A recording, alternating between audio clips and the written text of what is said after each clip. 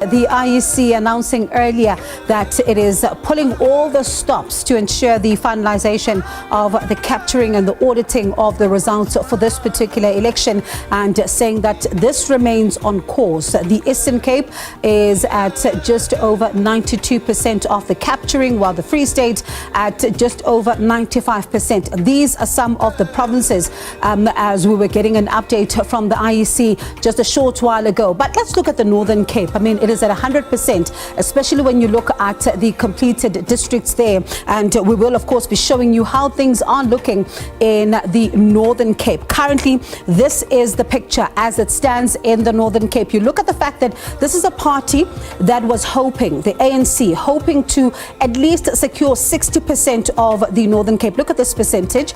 It's at 49.3%. And a number of people last night were waiting to see, will the ANC beat the 49.3% where it found itself, or will it then go above the threshold of 50%? Of course, remember, this is a province that has reached the 100% of counting, just over 195,000 votes there. The ANC, led by President Cyril Ramaphosa in the Northern Cape. You listen to some of the party agents there. They talk about how they were hoping that they would be able then to at least secure some kind of 60%. But let's look at the second party in the Northern Cape as well, and that would be the Democratic Alliance. And the Democratic Alliance, when you think about their story in the Northern Cape, they talk about how for them, this is a province that they were looking to ensure that they grow their support. You look at this particular result at around 21.2%. I wonder, what do they make of it? You remember the big push that the Democratic Alliance especially put in this particular province, especially when they're looking at the issues of service delivery. They speak about a province that they say really needs a big push. It needs to make sure that it does better when it comes to the issues around service delivery, the issues of water, the issues of housing, sanitation, and all of that are quite big in this particular province, with just over 83,000 of those votes there. That's the Democratic Alliance in the Northern Cape. Now, the third party was also hoping to grow in this particular province. You listen to some of their party agents. That's the EFF. They talk about how this particular province for them is just as important. And one of course, the critical messaging that the EFF was also talking about in this particular province was also jobs as well. Remember, even their manifesto speaking about land, or speaking about jobs, speaking about issues around load shedding. They have managed to bag around 13.2% when it comes to this particular province. Counting is at 100%.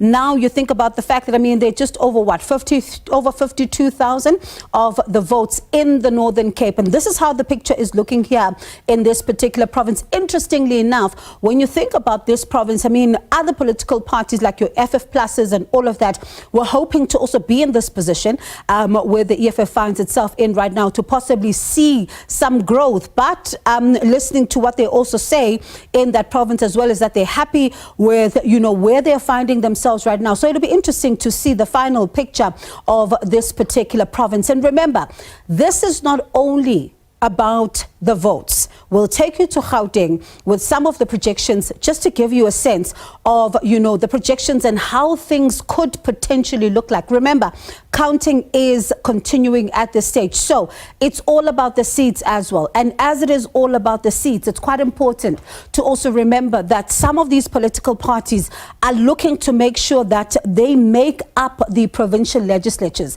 And when they make up the provincial legislatures, they're looking at ensuring that a number of political parties are then well represented in these provincial legislatures. So you think about Gauteng being a metro. Last night, even listening to what the IEC had to say, they were talking about the fact that some of the metros, the results do lag. So this, as in fact, it's in Mpumalanga right now, as you know, some of the predictions continue there when it comes to some of what we may just see. And this is a province, interestingly enough, where we're seeing the MK party also making some kind of inroads there. You think about some of, you know, the number of people who are possibly thinking that maybe the Democratic Alliance could be the official opposition in this particular province. And you look at this province, the ANC currently is leading in the province of Mpumalanga. This is their stronghold. A lot of people waiting waiting to see the final picture of Mpumalanga and how the ANC actually, performs in this particular province.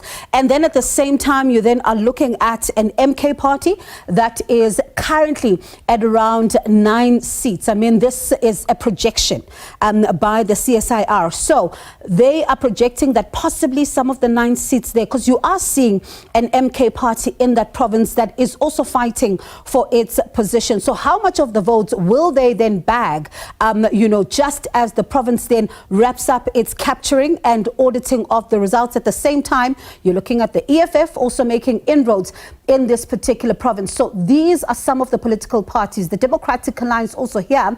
And at the same time, you think about the other parties that would make up 1 seat. It'll be interesting to see who actually gets there. But also, you see a Freedom Front Plus there that is also trying to make some kind of inroads. So you look at this particular picture in terms of percentages. Of course, the counting is in progress right now.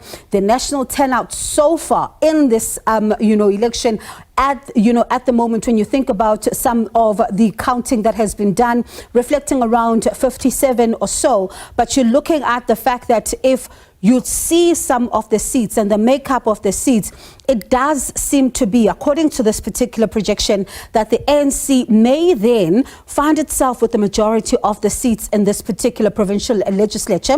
And this is around, of course, just a 50%. So some of the seats allocations there, the predictions, looking at the fact that maybe the ANC may just find itself with a stronger footing in the province of Mpumalanga. And as we're telling you, it's all about the seats. It's all about the seats, and these make up, the seats that are making up the provincial legislatures. But at the same time, these are the seats that are also making up the National Assembly as well, because that's also going to be quite important to see just how many of the political parties are going to be finding themselves going into the National Assembly as well. And this is how it's all likely to look. I mean, so far, you're looking at some of the predicted seats here. As you can see where I am, this is some of the seats that are predicted possibly for the Democratic Alliance, around 87 or so in the National Assembly. Of course, these are projections. Remember, the CSIR are also working hard at ensuring that they also give us a sense of how the pictures could be looking. If you look at the shades here, this is a darker shade of green. And this darker shade of green represents the African National Congress. And you then look at another shade of green, which is critical to note. It's a lighter shade of green, and this lighter shade of green here, this is a shade of green that speaks to the MK party. And then you look at this red, of course, representing the EFF, and then other political parties will then make up some of these seats here. So it's interesting to look at this particular, basically make up a possible projection of the makeup of the National Assembly. Let's give you a sense of another battleground. It's not only KwaZulu-Natal that is a battleground. Gauteng is a battleground in and itself, and this is a province a number of political parties are hoping to make some inroads in, because you think about the economic hub. Everyone wants to have the biggest stake in the economic hub. And you look at this predicted seats allocation here in the economic hub, it does look like the ANC may just get, some 28 seats. The predictions also looking at a Democratic Alliance that's likely to possibly get at least around 22. At the same time, an EFF that could potentially get 11. And then the MK party, interestingly, also, you see there about 8 seats that are also being projected there as well. And it's also interesting because you look at what also is taking place in KwaZulu-Natal. We'll bring you that, of course, what is happening in KwaZulu-Natal as well, because that has also been another interesting result that a number of people have been talking about, to say, how does it all look right now? Because you think about the fact that you can see that light shade of green that I spoke about a little earlier on that represents the MK party. When you look at what has been counted in KwaZulu-Natal so far, the MK party here, of course, their graph is longer. Predictions are that maybe they may just get around 36 of the 80 seats that they're allocated in the provincial legislature. And you then see an IFP. I mean, the IFP was hoping to also make some serious inroads in the province of KwaZulu-Natal. Of course, counting continues. You listen to some of the leaders of the Inkatha Freedom Party. They tell you that they are hoping that when some of their strongholds, their bases, are then counted, they are possibly likely to see a bit more of support. So it'll be interesting, Mfundo, to see just how this particular battleground continues to play out, especially when you think about the political parties themselves who would have had their manifestos in this province of KwaZulu-Natal. So it will be interesting to see then what happens, Mfundo, because one of the very important conversations is that what happens now with the province of KwaZulu-Natal? What becomes a conversation around an MK party that is not only growing in KwaZulu-Natal, but it seems, according to what we've seen so far, in Mpumalanga it's a factor, in Gauteng there's a factor as well, you're looking at Limpopo. So let's hear then what some of the analysts have to say.